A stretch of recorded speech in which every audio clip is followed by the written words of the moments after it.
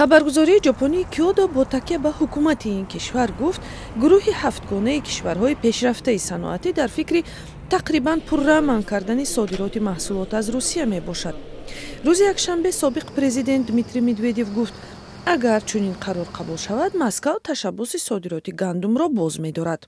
سازشنامه‌ای که پارسال با میانجیگی سازمان ملل و ترکیه امضا شد انتقال گندم را توسط ساحل‌های اوکراینی بحر سیاه به یک انبار در استانبول پیش بینی می‌کند.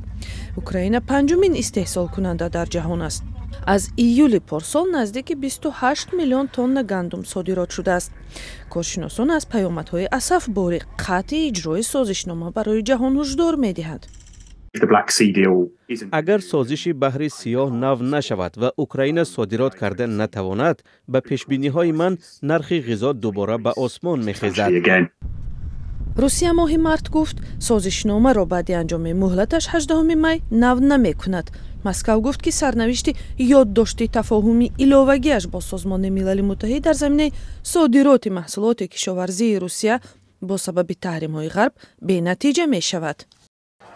در مسئله برداشتن سد پیش راهی صادرات نورهای مینرالی و گندم عملاً کاری انجام نشده است.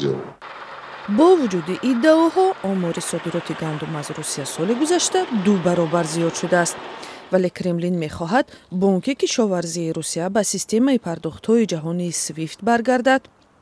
از سرگیری واردات تکنیکی کشاورزی به روسیه، بیکار شدن محدودیت بیمه و دسترسی کشتی و بارهای روسی به ساحل‌های بیرون است طلب‌های دیگرش است.